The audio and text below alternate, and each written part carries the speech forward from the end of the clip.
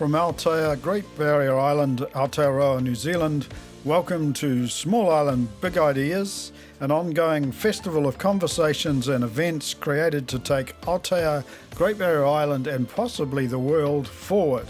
I'm Tim Higham. And I'm Sandy Burgham, and together with our friend Bree Biederman, we are the Small Island Big Ideas team.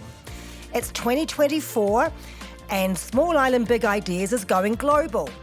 Thanks to input from many of those in our own community, we've scoured the globe to find other small islands, similar in size to our own, who've had a big idea that has led to some sort of radical reinvention.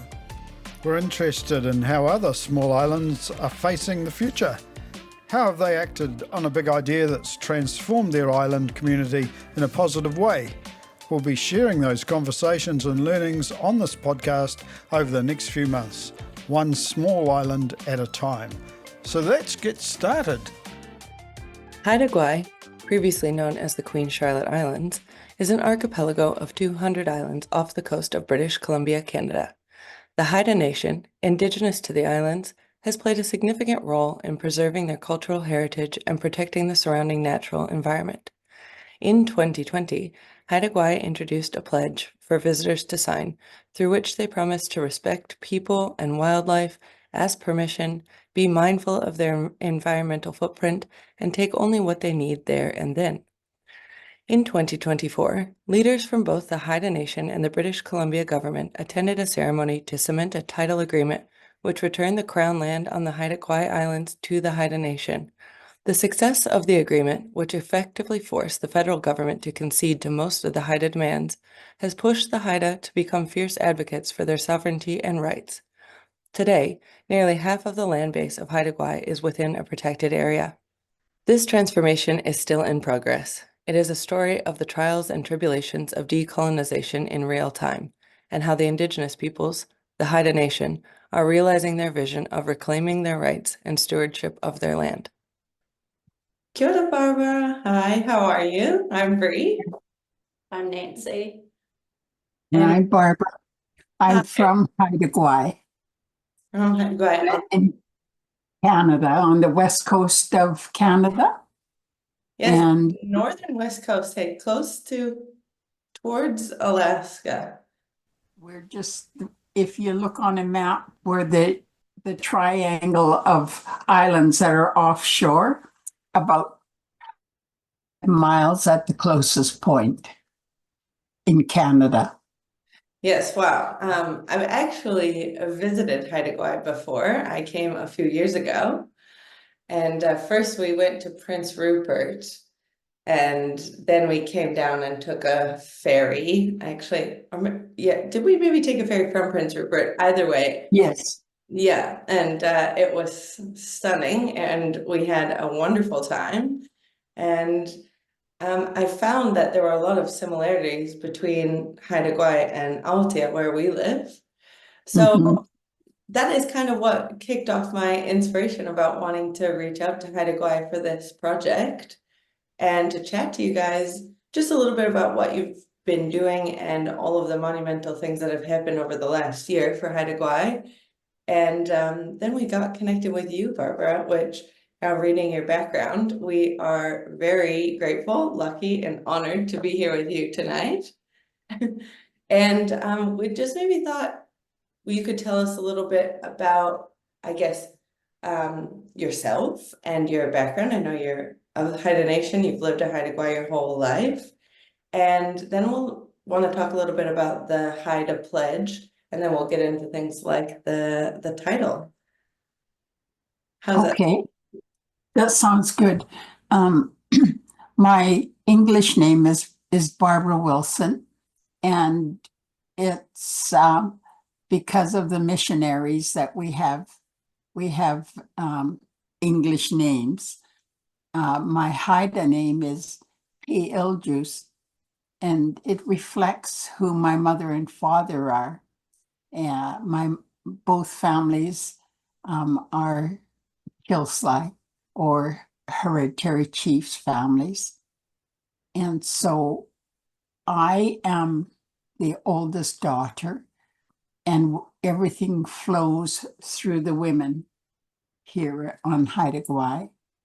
And we've been working very hard to decolonize ourselves, probably starting quite a while ago, but we're more actively doing it now. And I started a Haida Gwaii Heritage School about 3 years ago to teach our young people what makes them who they are, and have them really appreciate the connection to our land and the importance of looking after it.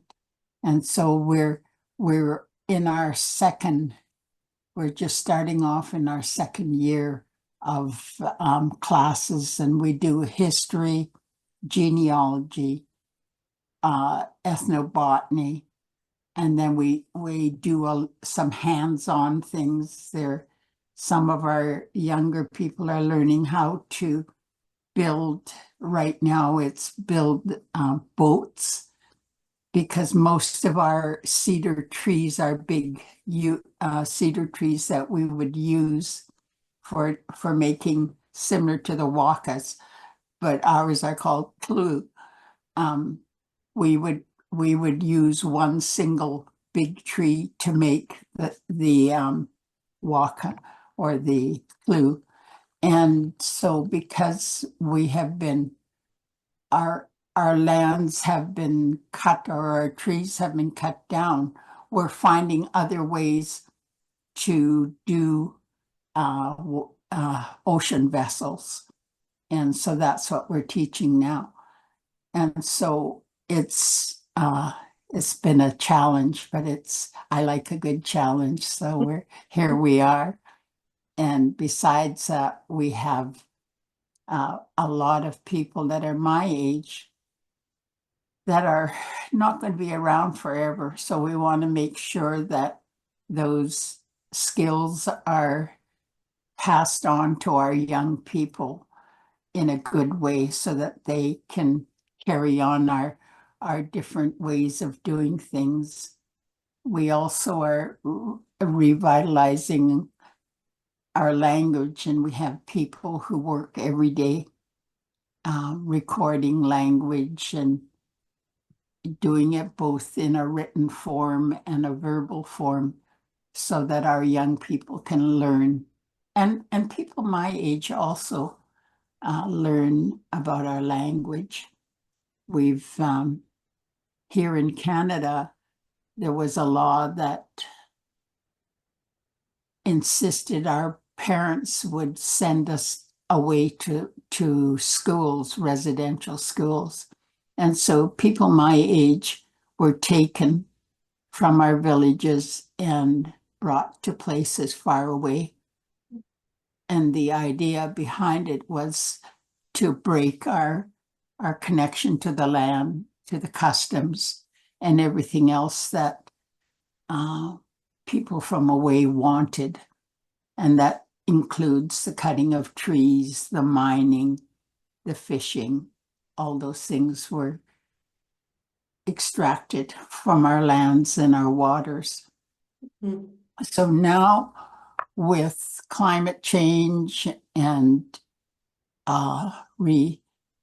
reconciliation and things like that, we're working very intently to step back from the colonization that's happened, and hopefully we'll be able to really anchor ourselves back in our homeland in a good way.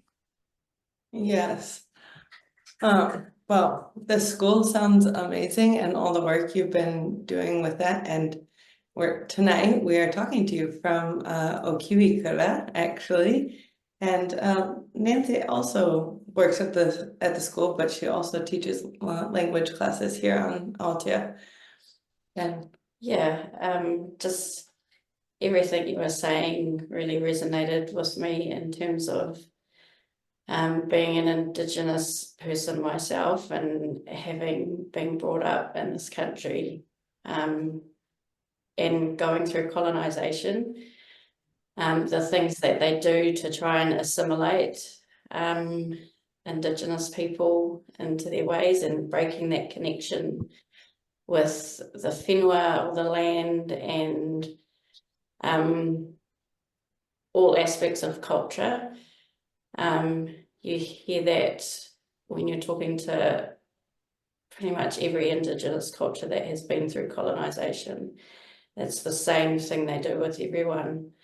And yeah, like Bree was saying, I teach te reo to adults, just beginners classes at the moment, just to try and spark that desire to pursue that road wherever it leads them to, because it's so important in terms of culture to have our language, you know. Yes, yes. Now I see that when I was in New Zealand, it was 1990, I think it was 1991, in that time period.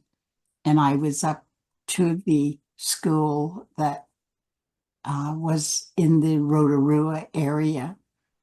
And it's always been one of the highlights of my life when I was there. I was taken to the place where the language nest with the little ones. Yeah. And the principal had me knock on the door. And this little boy, he was just maybe 3, and he challenged me at the door. He hung his tongue out and he had his spear, and he challenged me at the door, and the principal says, "You have to respond, Barbara, in kind." So I hung my tongue out and made a face. And so that was sort of my introduction to your protocol and things like that. So I've always carried that picture in my head of the things that we can do. And I teach customs, I want to call it, in universities. I work with a couple of universities, so I use a lot of our laws when we're working with other nations. So we work up and down the coast of British Columbia. And so it really helps us to build the transparency and the trust that we have to have in order to do this kind of work, and understand how important it is to uphold our laws. So Yeah. I'm Oh, sorry, Barbara. no, I think that's a great segue actually into what I want to ask you about next, which is a little bit before you had started the school, you had spearheaded the tourism pledge for Haida Gwaii. And I think that really speaks to what you're talking about, and cultures and customs, and what you expect for tourists coming to Haida Gwaii. And I read the pledge before I came, and I signed it before we came on the ferry. My friends that I was traveling with were like, "This is really important that you do this, and let's read that." So in some way, we've already been connected before this. And I just thought, if you could give us a little bit of an idea of what that kind of looks like on Haida Gwaii, what your tourism kind of looks like, and how the pledge came about, and how it's being used, and supporting these efforts that you've just mentioned. one of the things that I remember even as a young person was that people from away always came to our islands, and they had this extraction mentality. Everything was there for the taking. As I grew up and I moved away from home, and I lived in other places for a long time, and then I came home again, and our trees were disappearing, our fish were disappearing, our people were losing a way of life that was very much connected to fishing. when the federal government of Canada shut down trolling, which is a specialized way of catching fish. And so it meant our people became unemployed, and we became much we became not what we used to be, because it was difficult for our people to make a living. So when I came home this last time, I decided that I was going to try and make a difference. And I had been in a car accident and I had been spared. And when the car stopped moving and it was all smashed up, and my granddaughter and I were spared, obviously, I said to the Creator, okay, what did you save me for? And education came to me. And so I went back to university eventually and got my master's and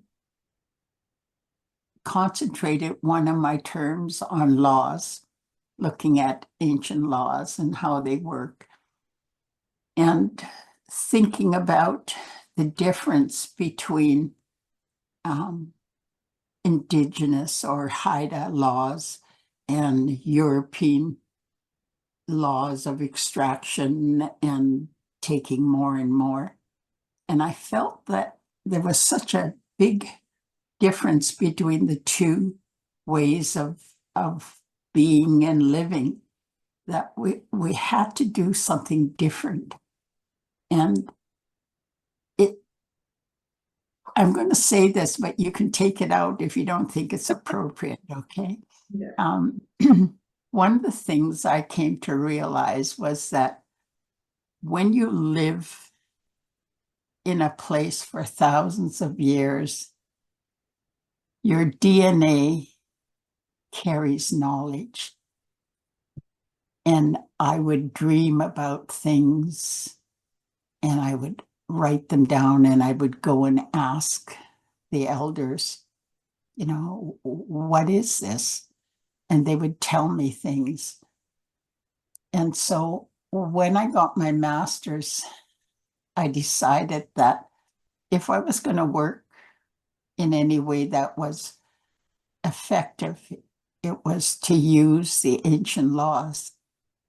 So what I would do is I would put things forward as a hypothesis so that the young people would have to go out and prove it or disprove it, our old laws. And what happened was a couple of the things that I had given them were proved to be what I thought it was.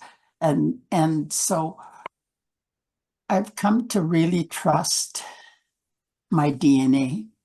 I'm over 60% Haida. I have a mixture of many other nations. But I really believe that my language, my understanding of the land, and my very being is still very Haida. Just what you were saying before about how different Pākehā or white people, how they live are to Indigenous people, and how you were saying to you listen to your DNA. I think I totally resonate with that, because when you can feel what is right and wrong. You can feel when you go into places in the ngahere or the forest and that, and you can feel when you see all the trees wiped out and all these non-native plants planted in their place and all these weeds everywhere, you can feel the mamai or the hurt, you know what I mean? And you can feel the hurt of Papatuanuku or, you know, the Earth Mother. And you feel that in your bones, you feel that in your blood, and you just know inherently it's wrong. And I was listening to one of my uncles at a wānanga, and he was saying there's a good example for how different Pākehā or white people are to Indigenous cultures or Māori.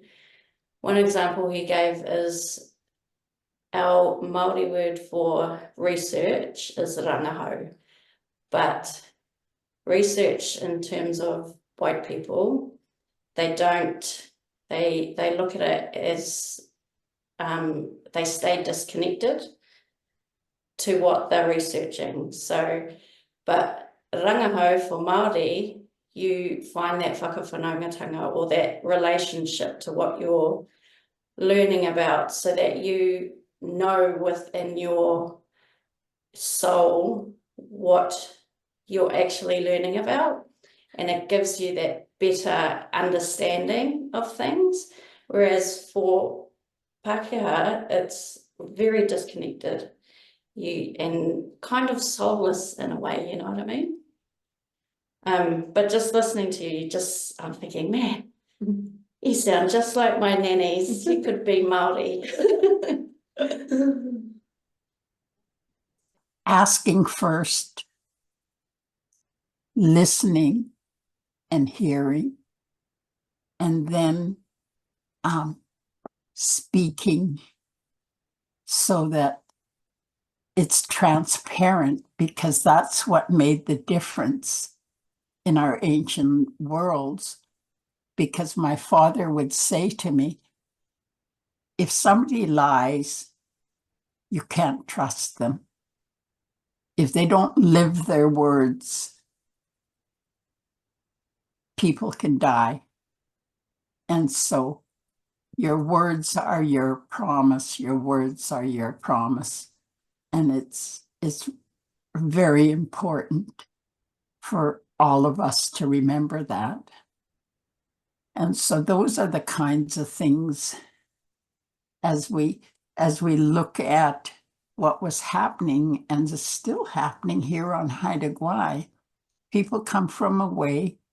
We've had less than probably 3,000 people sign the pledge. It says 3,800 on your website. Does it? Okay, yeah. Well, I haven't looked for a while. So how many tourists do you think you have coming to Haida Gwaii on a yearly basis? Do you guys know? Thousands, yeah. And mostly coming on the ferry. They come in by airplane, or they come in by ferry, or some people come on their own boats. Right. Or there's tour boats. So there's 4 different ways of them getting here. And the issue is that the pledge is voluntary right now, because we don't have the finances to hire people who are Haida. And when we started with the pledge, we started because we were talking about how everything's disappearing and how everybody comes and thinks it's okay to take whatever they take. So you're talking about more than just fishing, I would assume, right? Like, yeah, I'm talking about on the beaches, we have a lot of agates. And, you know, people come along and they take all the agates for making semi-precious jewels. They come and they take the driftwood because it'll look good in their garden, or they have a business where they do landscaping. So they come with their truck and they load everything in the back. They come fishing. They come and get crabs. They go clam digging. They go fishing. They go hunting. at one point, the provincial government had even given somebody a permit to come and take sphagnum moss. You know, we can't afford to have people coming in and taking everything away. And so that's always been in the back of my mind. You know, first the trees, then the fish, and all these things have been taken away. And then we get left here because we have nowhere else to go. You know, it's like the Maori in New Zealand. Where are you going to go? You know? And so we have to find a way to stop these things. And for us, it started back in the 70s where people really got fed up with seeing our trees being towed away and things like that. So it's been a long time, and I'm really a latecomer, you know. Are you sure? Because on the brief it says you started in 1967. I know.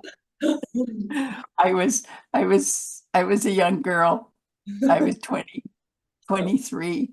You know, I met this woman who is from the Ontario Native Women's Association, I think it's called. And she got called by one of the ministers in Canada a disruptor. And she took that word and turned it around as a positive thing, you know, because things need disrupting. The norm that people live in needs disrupting. So you're saying you were a bit of a troublemaker. I think you were maybe more of a native disruptor. I've been put here to make good trouble. You know, I'm the only daughter. My father spent a lot of time talking to me. And the other night in my dream, I had to think about sticking around for a while. Oh, we'd love to hear that, Barbara. And so, you know, I feel like I've been given another opportunity to go further and hopefully make a difference. And looking at the pledge and the orientation, those are two tools for us to try and manage our love and protection for our land and all the creatures that reside here with us. Because our stories and our people tell us that it's not just about the big things that move around. It's about everything, you know, that we have to look after everything.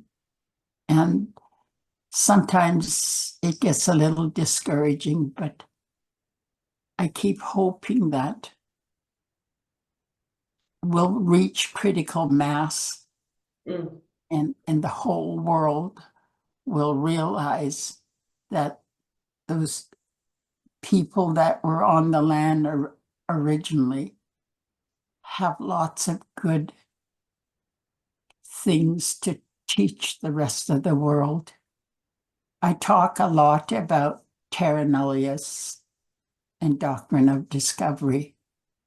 And here in British Columbia, there's been a judgment in court that says that it has no place, especially here in British Columbia, that we should not be using that as part of our way of taking over lands and having us be lesser beings than anybody else around. So yes, and that kind of leads me exactly into what I want to talk about, actually, is the Aboriginal title. It is noted here on April 14th of this year. Is that correct, Barbara? This year? That the BC government officially gave the Haida Aboriginal title, which includes rights includes the rights to possession, use, and economic benefits, hereditary rights that predate the arrival of Europeans. So I'm curious if I would love to hear about this from the beginning, a little bit in brief, and then more so in detail of what it's been like as of late and the winning of this, because I think it's been about a 20-year plus battle since this hit the courts. Is that correct? It seems like started first filings or It actually started back in the early 1900s. Our people when reservations, which are the same as the settlements, okay? So you call them settlements over there, we call them reserves here. In the US, they call them reservations. But when those men came from away and started parceling off small pieces of land, our hereditary leaders of that day said that they did not want to do things without everybody being together and discussing it. And we know that divide and conquer is a tool that's been used by the people who come from away to keep us separate and not working together. So you look at the history and you realize that our people knew how important it was to work together. And the laws, because our laws were good laws, I imagine that our ancestors thought that European laws would be good laws also. So they would automatically adopt them and use them, only to find out that they were not the same kind of good laws, that ours were good laws. Our laws taught us how to be good people and how to be caring and look after each other. And my dad would say if one person was hungry, everybody was hungry because we cared for each other. And so when we look at those two different ways of thinking, of course we listened at first to the laws because we trusted, because in our minds, laws were transparent, people worked together, and all that was our deep time history. You know, you think about good laws, and you think about how our ancestors lived communally, and everybody looked after everybody. You look at your marae and everything it stood for. I look at my clan and everything it stands for. And so looking at things like the provincial government admitting that this is Haida land, that this is our territory. It was because what could they do? They had to admit it was ours. Yeah. You know, it started way back in the early 1900s, and we've been defeated by disease. We still have enough that we can move forward and we can do things in a good way if we can decolonize ourselves. And that's, I feel, the crux of everything is stepping back from having money be the determiner of how we treat each other. You know, we have to find other ways, like the trading that used to happen. Barbara, can can I bring us back a little bit to to this year and what has happened with the British Columbian government and taking over the Haida title, and obviously recognizing that that land is all yours, and now the title is over all 200 islands, am I right? And that the Haida is rightful owners of all 200 plus islands of Haida Gwaii, which you've been stewarding for millennia. So after this there's a 2-year transition period, and then you will manage 98% of the archipelago that was formerly considered crown land and includes all the protected areas and other forested lands. So one thing I'm curious about is just basically how that looks now, and if anything's changed, and what it'll look like in 2 years' time, and if anything in this title kind of could change things that we're talking about, like how you're managing tourism and or climate change effects on the island, or what you're able to do, and how, what this looks like moving forward.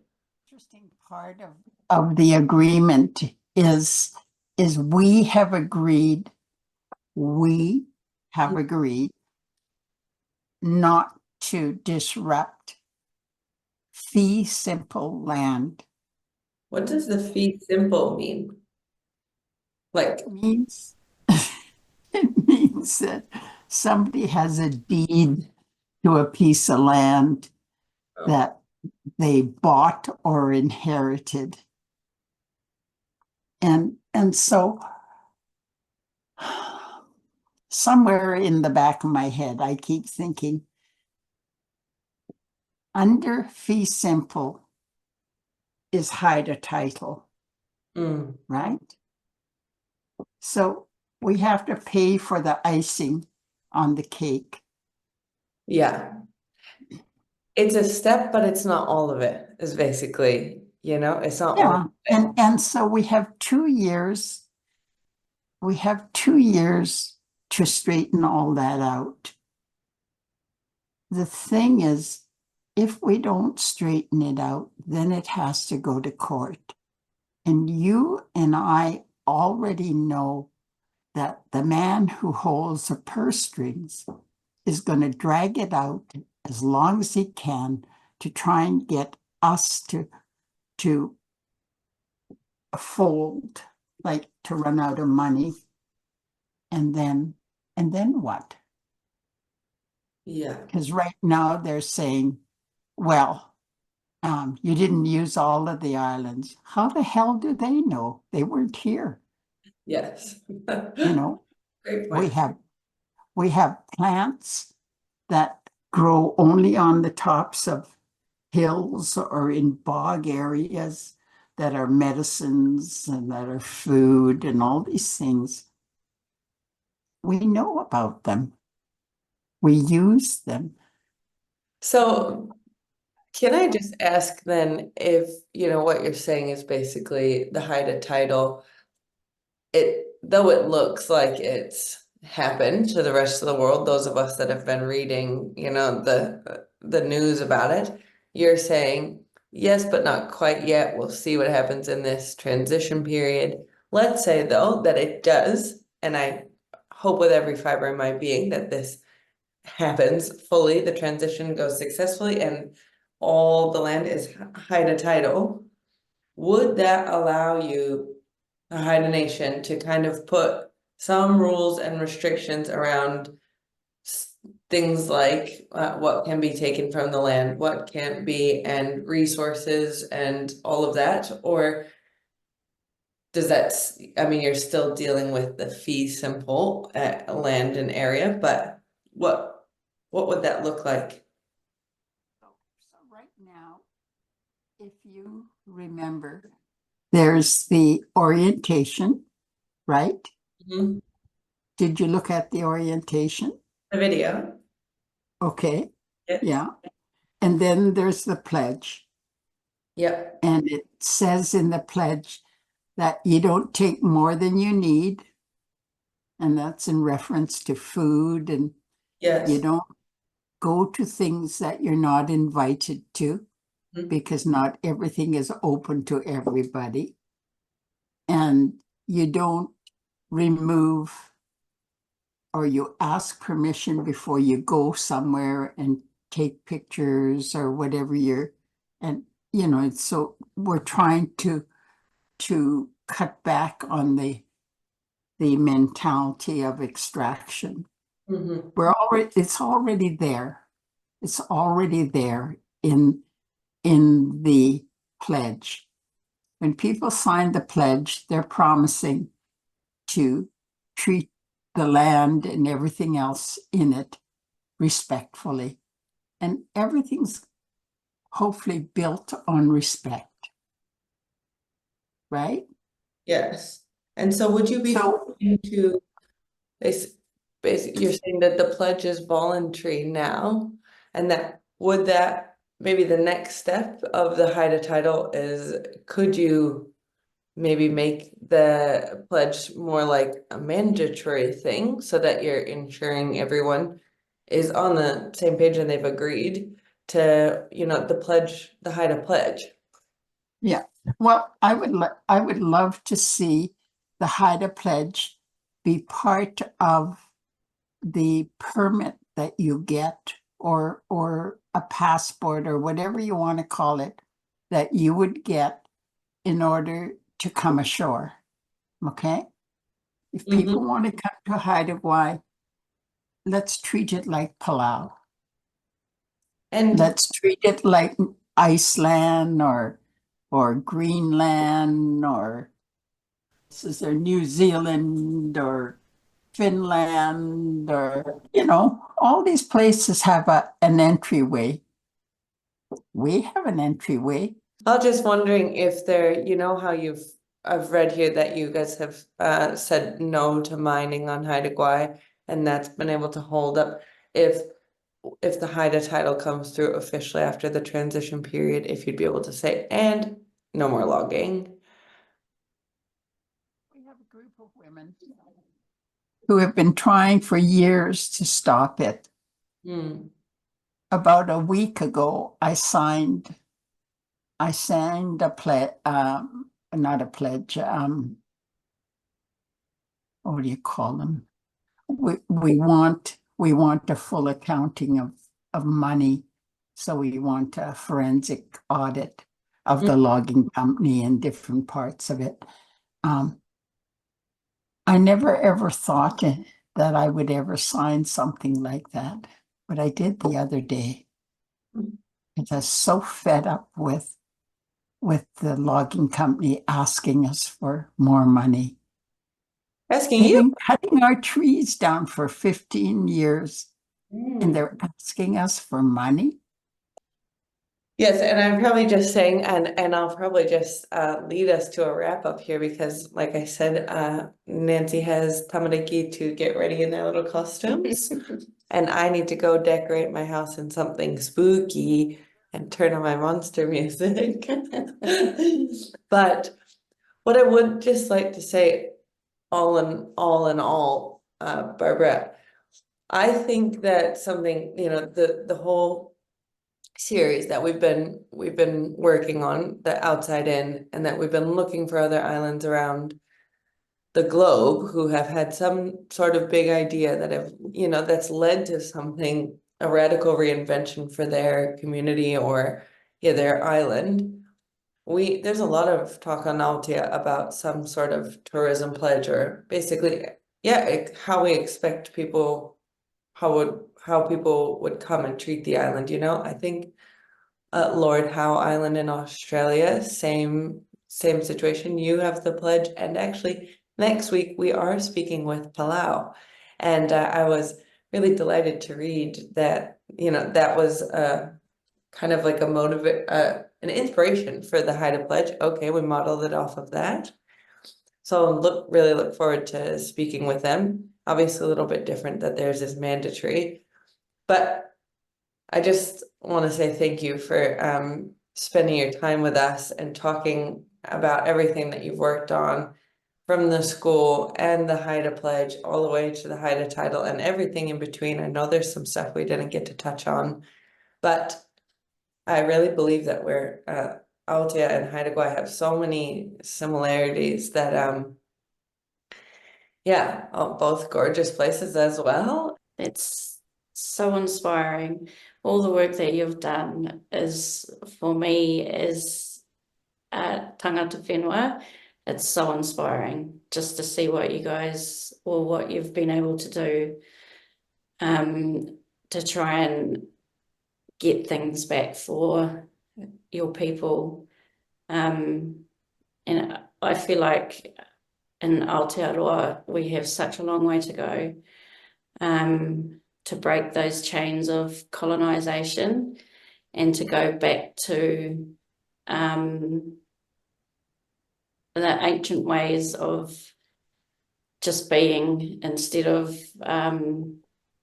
chasing the dollar and stuff like that, and caring about everyone, and just seeing what you've done. I feel so inspired that maybe it's possible for us, you know. It's all possible. We all have something in common. That's the Pacific. Reach out. Come back and ask. We'll help. We're not a big nation, but we make lots of noise. Love it. It's making me feel teary. But I want us all to be here in 1,000 years. We can do it. We can do it. Thank you very much. Thank you for joining us tonight, Barbara. It's just, it's been wonderful to meet you and to speak with you and hear all of this. And thank you to Nancy for joining us. And Kia ora. Small Island Big Ideas wish to thank our sponsor, Island Gin, probably the world's most sustainable gin company, distilled with Manuka bush honey and bottled in recycled glass right here off-grid on Aotea Great Barrier Island.